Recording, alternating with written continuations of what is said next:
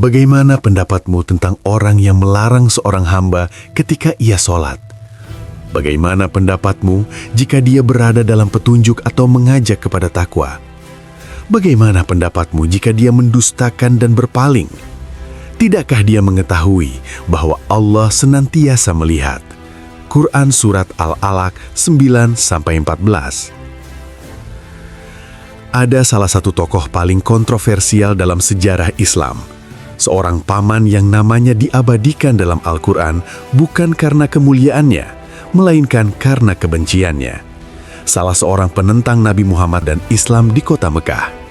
Penggagas rencana pembunuhan Nabi Muhammad menyiksa dan mengancam mereka yang masuk Islam, mencegah diperdengarkannya ayat Al-Quran di tengah-tengah masyarakat, menghina dan melecehkan Nabi Muhammad, berusaha memutuskan hubungan Quraisy dengan Bani Hashim, pencetus perang Badar dan ikut di dalamnya memerangi Islam dan kaum muslimin. Mufasir menyebutkan sekitar 30 ayat dari Al-Quran diturunkan berkenaan dengannya. Namun, bagaimana kesudahan orang yang seperti itu? Kita akan bahas tuntas, namun sebelum kita masuk ke dalam alur kisah yang menggetarkan hati ini, jangan lupa untuk menekan tombol subscribe dan like agar Anda tidak ketinggalan serial sirah lainnya. Dan untuk sahabat yang sudah bergabung, mohon tulis di kolom komentar, dari daerah mana saja sahabat menyimak video ini. Lahir di kota suci Mekah sekitar tahun 563 Masehi, seorang bayi laki-laki tumbuh dengan fisik yang sangat menawan. Kulitnya cerah merona, wajahnya tampan, dan perawakannya gagah. Karena rona merah di pipinya yang seolah menyala, sang ayah Abdul Muthalib memberinya julukan Abu Lahab atau sang pemilik kobaran api. Nama aslinya adalah Abdul Uzza, sebuah nama yang secara harfiah berarti pengabdi Al-Uzza, salah satu berhala paling agung bagi kaum Quraisy kala itu. Sebagai putra dari pemimpin Mekah yang paling disegani, Abu Lahab tumbuh dalam kemewahan dan kehormatan. Ia adalah paman kandung dari sosok yang kelak menjadi rahmat bagi semesta alam, Muhammad bin Abdullah. Ada sebuah fragmen waktu yang seringkali terlupakan dalam sejarah, yaitu sebuah pagi di hari Senin bulan Rabiul Awal yang sangat harum. Kala itu, Abu Lahab sedang beristirahat ketika budak perempuannya yang setia, Suwaibah, berlari dengan nafas terengah-engah, namun wajahnya bersinar penuh sukacita. Suwaibah membawa kabar bahwa Aminah telah melahirkan seorang bayi laki-laki, yatim dari mendiang saudaranya, Abdullah. Mendengar kabar itu, hati Abu Lahab membuncah oleh kegembiraan yang luar biasa. Tanpa pikir panjang, ia mengangkat jari telunjuknya dan berkata kepada Suwaibah bahwa sejak saat itu, dia merdeka demi merayakan kelahiran sang keponakan. Inilah sisi manusiawi Abu Lahab. Ia pernah sangat mencintai Muhammad. Bahkan Suwaibah pula lah yang pertama kali menyusui bayi Muhammad sebelum datangnya Halimah As-Sadiyah. Saking murninya kegembiraan Abu Lahab saat itu, sebuah riwayat sahih dari Imam Bukhari menyebutkan bahwa setelah kematiannya, saudaranya Al-Abbas bermimpi melihat Abu Lahab dalam kondisi yang sangat menderita. Namun, Abu Lahab bercerita bahwa setiap hari Senin siksanya diringankan dan ia diberikan tetesan air dari sela-sela jarinya sebagai balasan atas keputusannya memerdekakan Suwaibah karena senang atas lahirnya Nabi. Pelajaran besar bagi kita adalah jika seorang kafir yang membenci Islam saja mendapatkan keringanan karena mencintai kelahiran Nabi, lantas bagaimanakah dengan kita, umatnya yang beriman? Tahun-tahun berlalu dan hubungan antara paman dan keponakan ini semakin erat. Abu Lahab melihat Muhammad tumbuh sebagai pemuda yang luar biasa, bergelar Al-Amin yang terpercaya. Begitu bangganya Abu Lahab, hingga ia memutuskan untuk mengikatkan tali kekerabatan yang lebih kuat melalui pernikahan. Dua orang putra Abu Lahab, Utbah dan Utaibah, meminang dua putri Rasulullah, Ruqayyah dan Ummu Kulsum. Pernikahan ini awalnya dipandang sebagai persatuan dua keluarga besar yang paling terhormat di Mekah. Tak ada yang menyangka bahwa di balik keharmonisan ini, badai besar sedang bersiap menerjang. Abu Lahab adalah sosok yang sangat terikat pada tradisi. Baginya, menyembah Lata, Uzza, dan Manat bukan sekedar agama, melainkan identitas politik dan sosial. Ia rajin merawat berhala-berhalanya, memberikan penghormatan setiap hari sebelum pergi berburu binatang bias di padang pasir. Baginya, kehidupan adalah tentang kebebasan, kekuasaan, dan kebanggaan akan leluhur. Namun, segalanya berubah total ketika Muhammad diperintahkan oleh Allah untuk bangun dan berilah peringatan. Ketegangan pertama muncul bukan dari kata-kata kasar, melainkan dari sebuah jamuan makan malam. Setelah turun ayat yang memerintahkan Nabi untuk memberi peringatan kepada kerabat terdekatnya, beliau mengundang Bani Abdul Muthalib ke rumahnya. Nabi Muhammad berdiri dengan tenang, memandang wajah paman-pamannya satu persatu. Beliau bersabda dengan nada yang penuh kasih namun tegas, bahwa beliau diutus oleh Allah sebagai pemberi kabar gembira dan peringatan tentang hari pembalasan yang pedih. Di tengah keheningan ruangan itu, Abu Lahab adalah orang pertama yang memutus kesunyian dengan nada sinis. Ia tidak hanya menolak, tetapi ia mulai melakukan provokasi. "Apakah kau mengumpulkan kami hanya untuk omong kosong ini?" tanyanya dengan suara lantang yang menggelegar. Sejak saat itu, pandangan Abu Lahab yang dulunya penuh kasih kepada Muhammad berubah menjadi api kebencian yang perlahan mulai menyulut permusuhan terbuka. Ia merasa tatanan sosial Mekah yang menguntungkannya terancam oleh ajaran tauhid yang dibawa keponakannya sendiri. Inilah awal mula sebuah pengkhianatan darah yang akan tercatat selamanya dalam lembaran hitam sejarah. Setelah penolakan awal di jamuan keluarga tersebut, hubungan antara Nabi Muhammad SAW dan Abu Lahab bukan lagi sekadar perbedaan pendapat, melainkan telah berubah menjadi perang dingin yang mulai memanas. Abu Lahab, yang sebelumnya dikenal sebagai paman yang dermawan dan bangga akan keponakannya, kini merasa harga dirinya sebagai pemuka Quraisy terinjak-injak oleh ajaran tauhid. Namun, puncak dari segala kebencian ini meledak di sebuah tempat yang menjadi saksi sejarah paling dramatis di kota Mekah, yaitu Bukit Syafa. Suatu pagi yang tenang, Rasulullah SAW naik ke puncak Bukit Syafa. Beliau berdiri di sana, memandang ke arah pemukiman penduduk, lalu berseru dengan suara yang lantang, "Ya Sabahah, ya Sabahah." Seruan ini bukanlah seruan biasa. Dalam tradisi Arab, ini adalah teriakan darurat jika ada serangan musuh yang mengancam kota.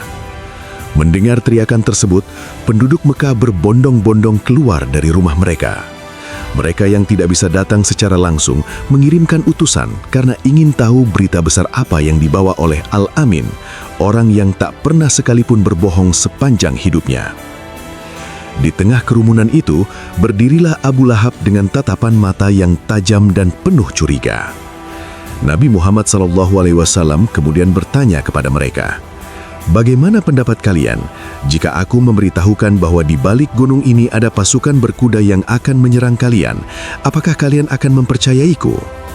Tanpa ragu, seluruh penduduk Mekah menjawab serentak, "Ya, kami tidak pernah mendapati engkau berbohong sedikit pun." Inilah pengakuan jujur dari musuh-musuh Islam sekalipun.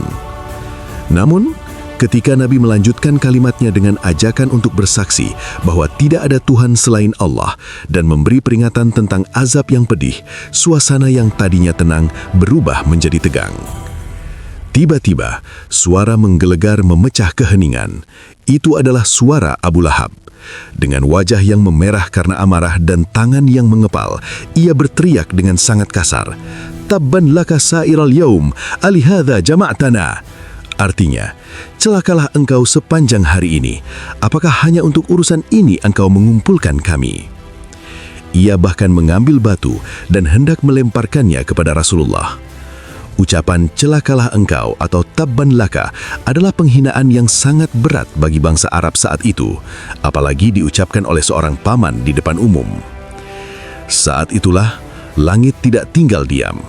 Allah Subhanahu wa Ta'ala langsung membalas ucapan Abu Lahab dengan menurunkan salah satu surat yang paling tegas dalam Al-Quran, yaitu surat Al-Lahab atau Al-Masad. Tabbat yada abi lahabi watab. Binasalah kedua tangan Abu Lahab dan benar-benar binasa dia. Surat ini adalah mukjizat karena Allah memvonis Abu Lahab akan masuk neraka saat ia masih hidup. Seolah Allah menutup pintu hidayah baginya karena kekurang ajarannya yang telah melampaui batas terhadap kekasihnya. Permusuhan ini semakin diperparah dengan kehadiran istri Abu Lahab, Ummul Jamil binti Harb. Ia bukanlah wanita biasa, melainkan saudari dari Abu Sufyan, tokoh kuat Quraisy. Ummul Jamil adalah wanita yang penuh dengan dengki dan lidah yang tajam. Ia dijuluki dalam Al-Quran sebagai Hammalatal Hatab atau pembawa kayu bakar. Sebagian ulama menafsirkan secara kiasan bahwa ia adalah penyebar fitnah yang membakar emosi penduduk Mekah. Namun sebagian lagi menyebutkan secara harfiah bahwa ia sering membawa ranting-ranting berduri dari hutan hanya untuk diletakkan di jalanan yang akan dilalui oleh Nabi Muhammad pada malam hari, agar kaki Rasulullah terluka saat berangkat sholat subuh. Kekejaman pasangan suami istri ini pun merembet ke urusan rumah tangga anak-anak mereka. Dengan penuh paksaan, Abu Lahab dan Ummul Jamil memerintahkan kedua putra mereka, Utbah dan Utaibah, untuk menceraikan putri-putri Rasulullah. "Kepalaku haram bagi kepala kalian jika kalian tidak menceraikan putri-putri Muhammad," teriak Abu Lahab. Tujuannya jelas, ia ingin menambah beban kesedihan di hati Nabi Muhammad. Dengan hati yang berat namun penuh kepatuhan pada Allah, Ruqayyah dan Ummu Kulthum kembali ke rumah ayah mereka dalam keadaan diceraikan, sebuah ujian keluarga yang sangat berat bagi Nabi di awal masa kenabiannya. Tidak berhenti di situ, Ummul Jamil yang mendengar turunnya surat Al-Lahab menjadi sangat marka. Ia mencari Nabi ke Masjidil Haram sambil membawa sebongkah batu besar. Saat itu, Nabi sedang duduk bersama Abu Bakar As-Siddiq. Namun atas perlindungan Allah, ketika Ummul Jamil sampai di depan mereka, Allah menutup penglihatannya. Ia hanya melihat Abu Bakar, padahal Rasulullah ada tepat di hadapannya. Dengan nada marah, ia bertanya pada Abu Bakar, "Mana temanmu itu? Aku dengar dia mengejek aku dengan syair. Demi Tuhan, jika aku menemukannya, akan aku pukul mulutnya dengan batu ini." Ia bahkan menyebut Nabi dengan nama Muzammam, artinya yang tercela, sebagai hinaan terhadap nama Muhammad yang terpuji. Setelah ia pergi, Abu Bakar terheran-heran, namun Rasulullah dengan tenang menjawab bahwa malaikat telah menghalangi pandangan wanita itu. Selama bertahun-tahun, Abu Lahab menjadi bayang-bayang gelap bagi dakwah Nabi. Setiap kali Nabi pergi ke pasar Dilmajas atau pasar Ukas untuk menawarkan Islam kepada kabilah-kabilah yang datang dari luar kota, Abu Lahab akan mengikuti di belakangnya. Ketika Nabi selesai berbicara, Abu Lahab akan berteriak, "Jangan percaya padanya. Dia adalah keponakanku yang gila dan tukang sihir. Dia ingin kalian meninggalkan agama nenek moyang kalian." Ia tak segan melempar kaki Nabi dengan batu hingga berdarah. Inilah duka yang harus ditanggung Rasulullah.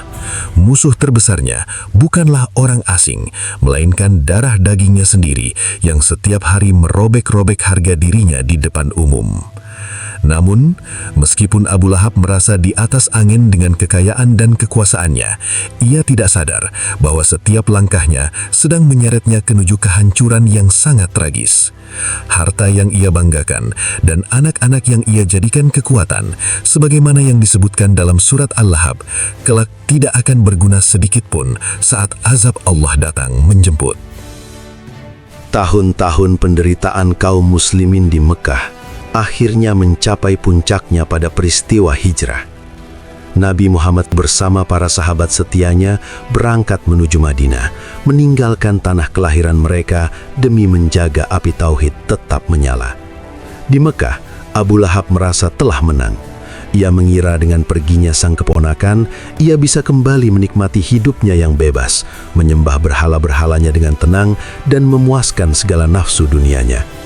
Namun, ia tidak menyadari bahwa keadilan Allah Subhanahu wa Ta'ala sedang bekerja dengan cara yang tidak pernah ia duga sebelumnya.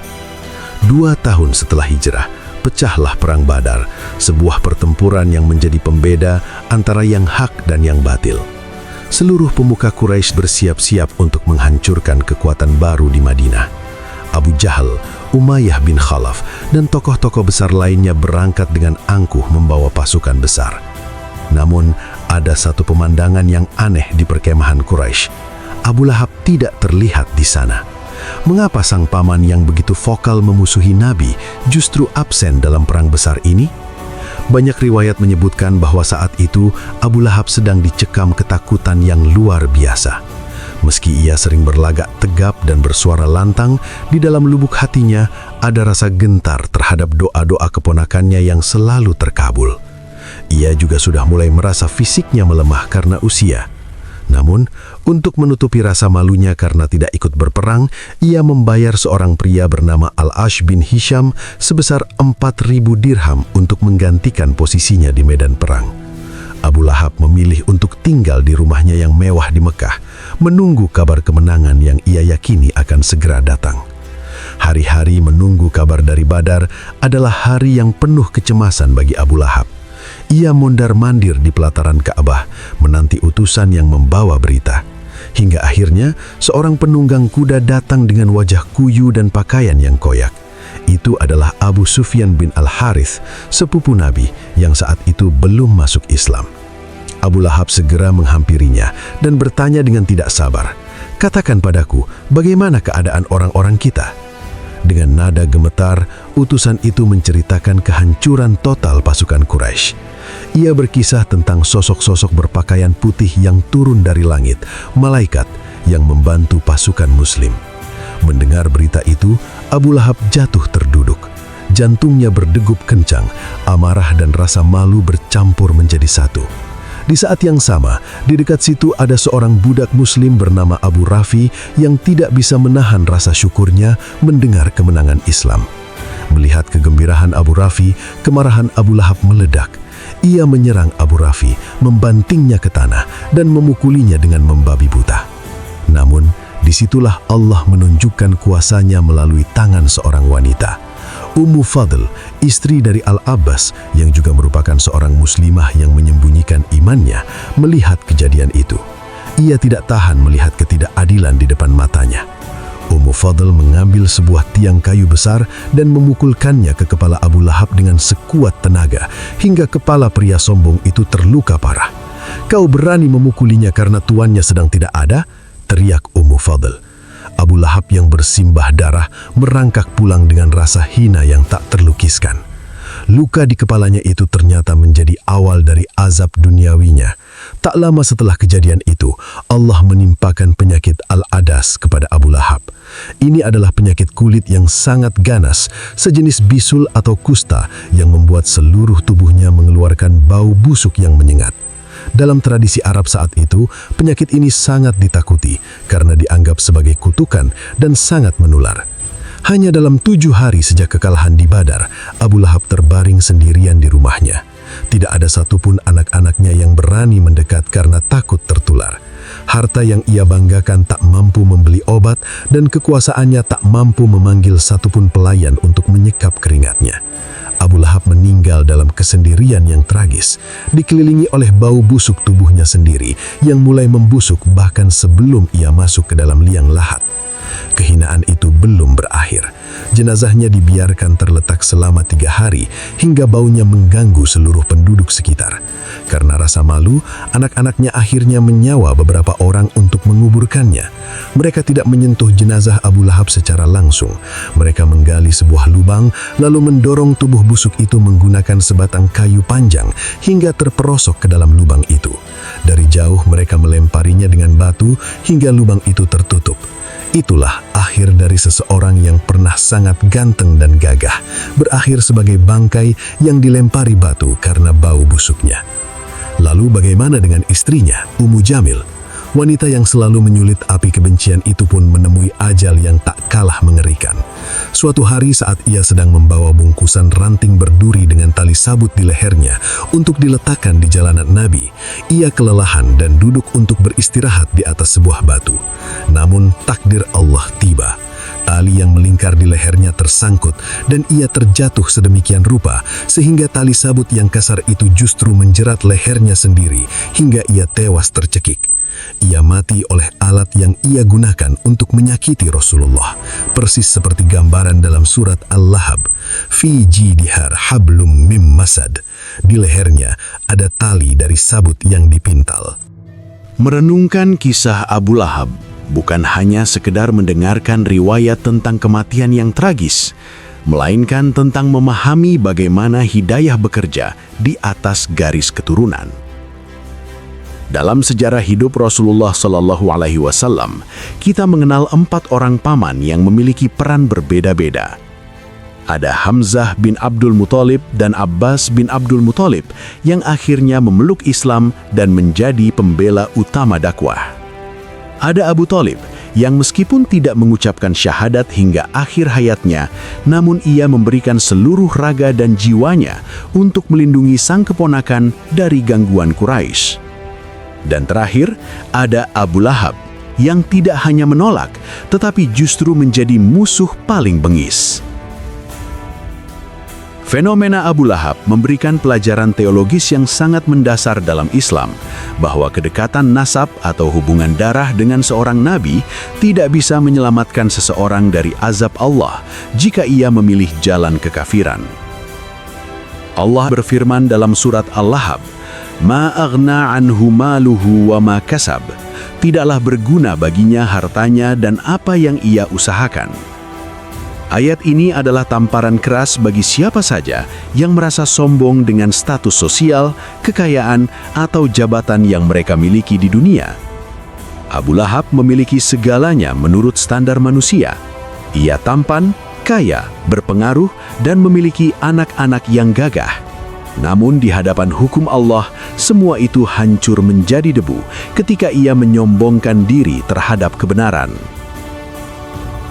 Kita juga bisa melihat kontras yang luar biasa antara Abu Lahab dan istrinya dengan keluarga sahabat Nabi lainnya.